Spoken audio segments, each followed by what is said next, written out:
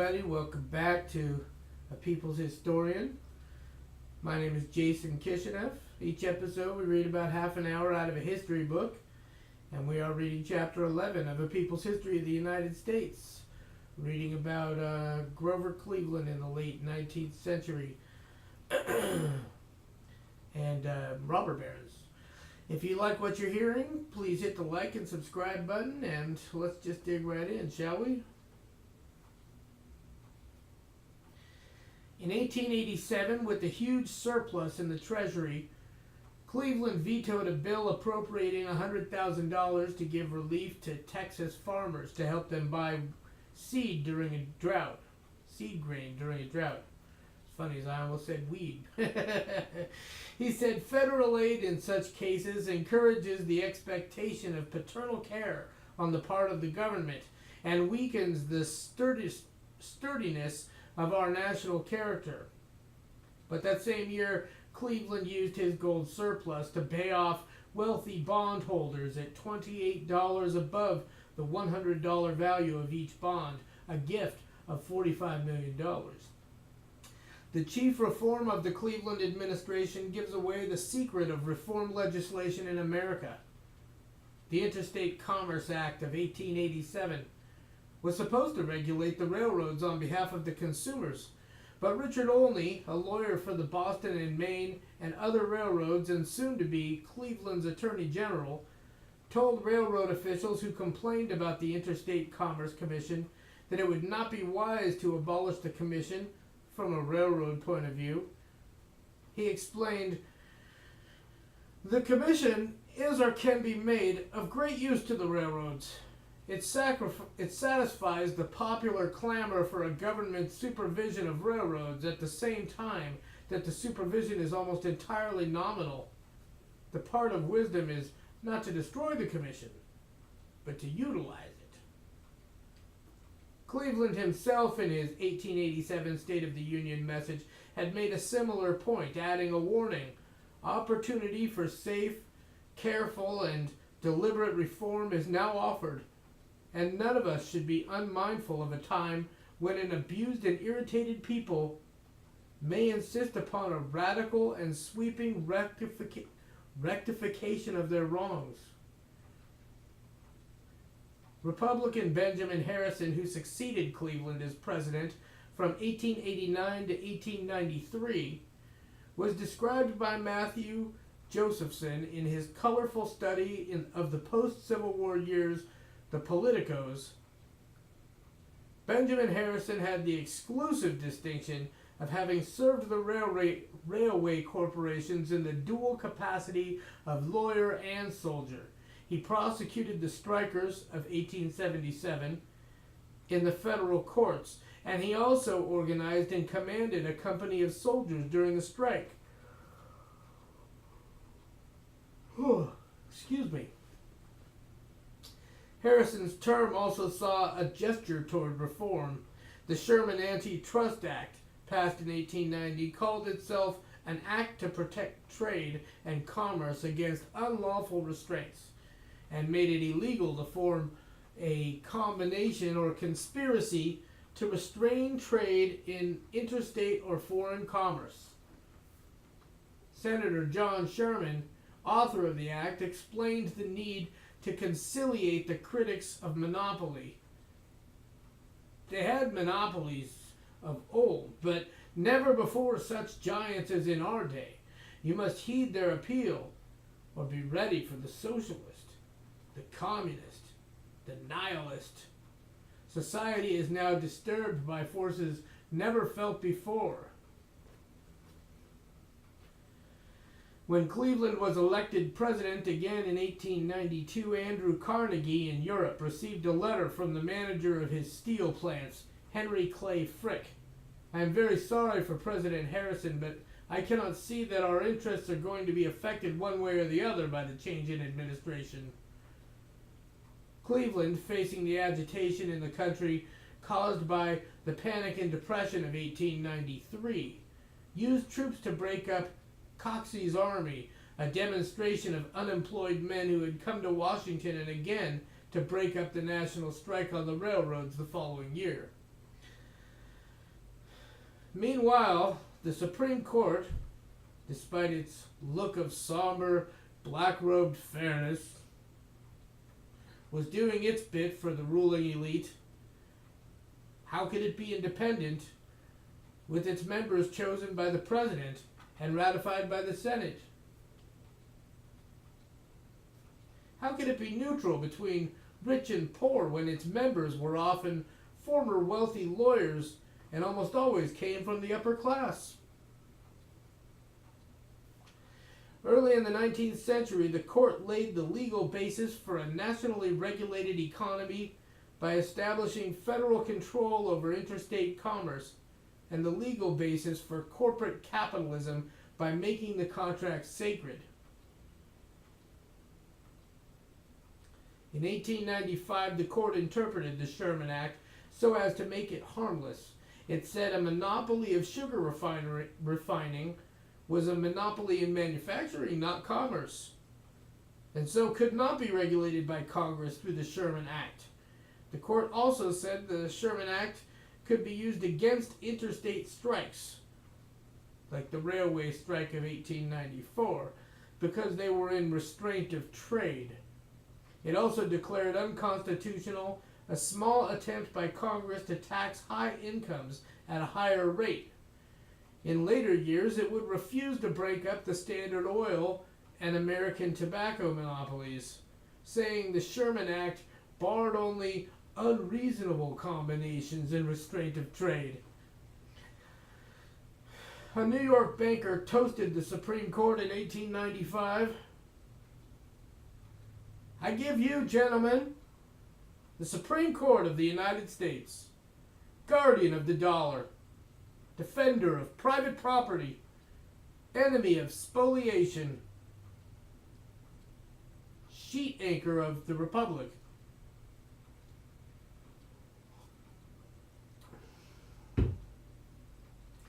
Very soon after the 14th Amendment became law, the Supreme Court began to demolish it as a protection for blacks and to develop it as a protection for corporations.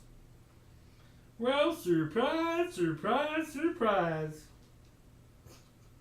However, in 1877, a Supreme Court decision, Munn versus Illinois, approved state laws regulating the prices charged to farmers for the use of grain elevators.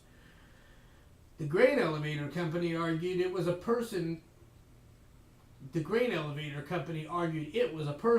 being deprived of property, thus violating the 14th Amendment's declaration, "Nor shall any state deprive any person of life, liberty, or property without the due process of law." Also, corporations trying to call themselves people goes all the way back to 1877, and possibly earlier. Remember that if you're watching this, that I am reading this book backwards from World War II. I started at World War II and went this way, and then started at World War II and then that way. Don't ask me why, it's just what I did. The Supreme Court disagreed, saying that grain elevators were not simply private property, but were invested with a public interest, and so could be regulated. 1 year after that decision, the American Bar Association, organized by lawyers accustomed to serving the wealthy, began a national campaign of education to reverse the court decision. Its president said at different times, "If trusts are a defensive weapon of property interests against the communistic trend, they are desirable. And monopoly is often a necessity and an advantage." By 1886, they succeeded. State legislatures, under the pressure of aroused farmers, had passed laws to regulate the rates charged farmers by the railroads. The Supreme Court that year, Wabash v. Illinois, said states could not do this, that this was an intrusion on federal power. That year alone, the court did away with 230 state laws that had been passed to regulate corporations.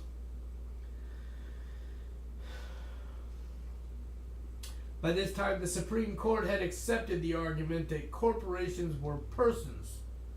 Wow. Even back then. And their money was property protected by the Due Process Clause of the 14th Amendment. Supposedly, the amendment had been passed to protect Negro rights, but of the 14th Amendment cases brought before the Supreme Court between 1890 and 1910, 20 years, 19 dealt with the Negro, 288 dealt with corporations. The justices of the Supreme Court were not simply interpreters of the Constitution, they were men of certain backgrounds, of certain interests.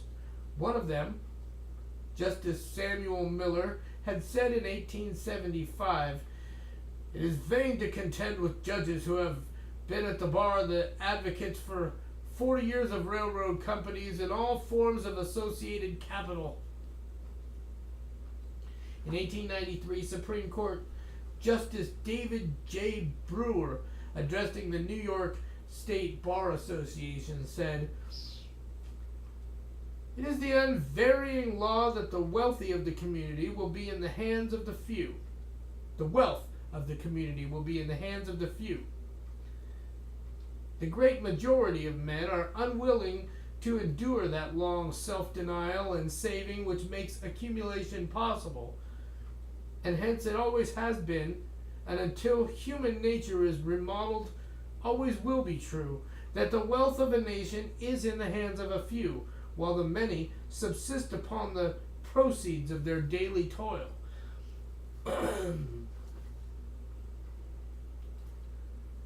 This was not just a whim of the 1880s and 1890s. It went back to the founding fathers, who had learned their law in the era of Blackstone's commentaries, which said, "So great is the regard of the law for private property that it will not authorize the least violation of it.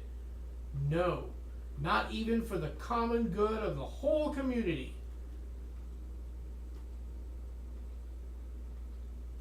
Control in modern times requires more than force, more than law. It requires that a population dangerously concentrated in cities and factories, whose lives are filled with cause for rebellion, be taught that all is right as it is. And so the schools, the churches, the popular literature taught that to be rich was a sign of superiority, and to be poor a sign of personal failure, and that the only way upward for a poor person was to climb into the ranks of the rich by extraordinary effort and extraordinary luck. In those years after the Civil War, a man named Russell Conwell, a graduate of Yale Law School, a minister, and author of best-selling books, gave the same lecture. Acres of Diamonds, more than 5,000 times, to audiences across the country, reaching several million people in all. His message was that anyone could get rich if he tried hard enough, that everywhere, if people looked closely enough, were acres of diamonds. A sampling. "I say that you ought to get rich, and it is your duty to get rich. The men who get rich may be the most honest men you find in the community. Let me say here clearly, 98 out of 100 of the rich men of America are honest. That is why they are rich." Come on! That is why they are trusted with money. That is why they carry on great enterprises and find plenty of people to work with them. It is because they are honest men. I sympathize with the poor, but the number of poor who are to be sympathized with is very small. To sympathize with a man whom God has punished for his sins is to do wrong. Let us remember there is not a poor person in the United States who was not made poor by his own shortcomings. Doesn't sound like he sympathizes with the poor very much to me.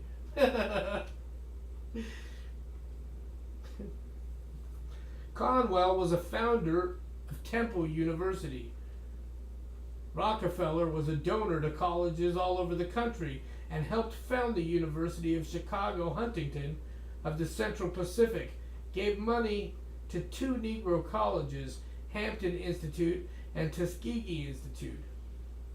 Carnegie gave money to colleges and to libraries. Johns Hopkins was founded by a millionaire merchant and millionaires Cornelius Vanderbilt. Ezra Cornell, James Duke, and Leland Stanford created universities in their own names.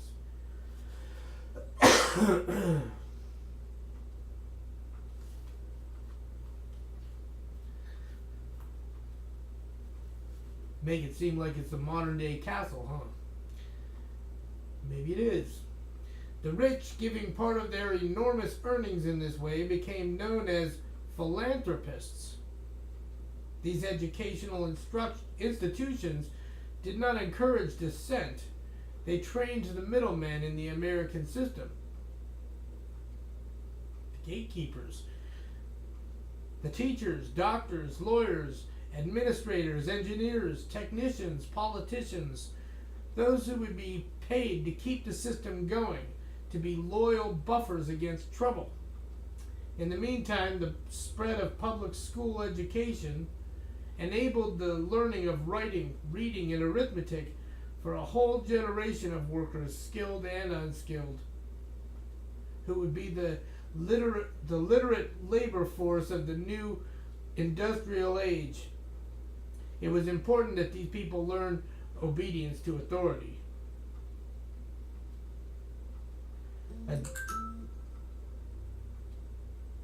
My son's phone. A journalist observer of the schools in the 1890s wrote, "The unkindly spirit of the teacher is strikingly apparent. The pupils, being completely subjugated to her will, are silent and motionless. The spiritual atmosphere of the classroom is damp and chilly."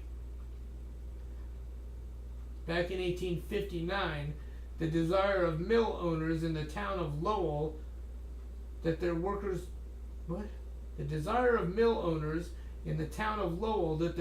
be educated was explained by the secretary of the Massachusetts Board of Education. The owners of factories are more concerned than other classes and interests in the intelligence of their laborers. When the latter are well educated and the former are disposed to deal justly, controversies and strikes can never occur, nor can the minds of the masses be prejudiced by demagogues and controlled by temporary and factious considerations.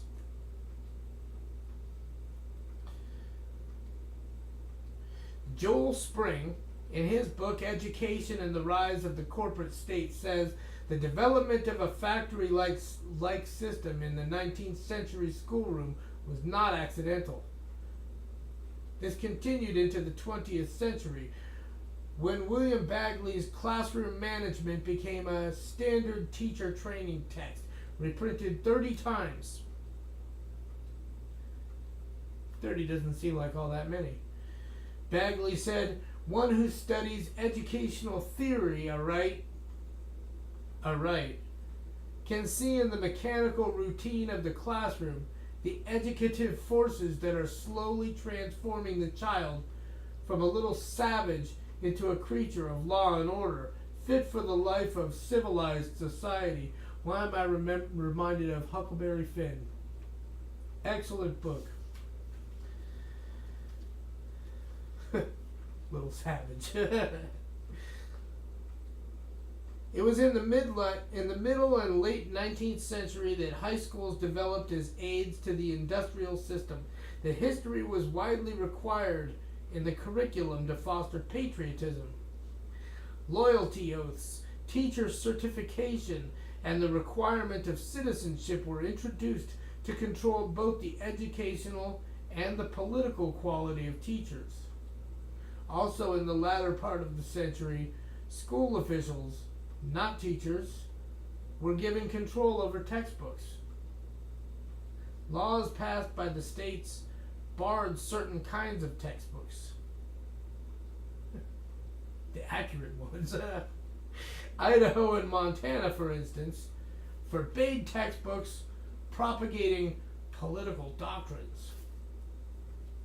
Like this one. And the Dakota Territory ruled that school libraries could not have partisan political pamphlets or books. Against this gigantic organization of knowledge and education for orthodoxy and obedience, there arose a literature of dissent and protest, which had to make its way from reader to reader against great obstacles. Henry George, a self-educated working man from a poor Philadelphia family who became a newspaper man and an economist, wrote a book that was published in 1879 and sold millions of copies, not only in the United States but all over the world. His book, Progress and Poverty, argued that the basis of wealth was land, that this was becoming monopolized, and that a single tax on land, abolishing all others, would bring enough revenue to solve the problem of poverty and equalize wealth in the nation. Readers may not have been persuaded of his solutions, but they could see in their own lives the accuracy of his observations. It is true that wealth has been greatly increased and that the average of comfort, leisure, and refinement has been raised, but these gains are not general. In them the lowest class do not share. This association of poverty with progress is the great enigma of our times. There is a vague but general feeling of disappointment, an increased bitterness among the working classes, a widespread feeling of unrest and brooding revolution. The civilized world is trembling on the verge of a great movement. Either it must be a leap upward, which will open the way to advances yet undreamed of, or it must be a plunge downward, which will carry us back toward barbarism.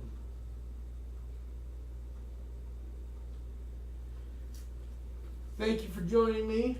I hope you enjoyed it, and if you did, hit the like and subscribe button. Hit the notification bell as well to be notified when I make a new video, because YouTube has been known to unsubscribe viewers. And we'll see you next time. Thanks.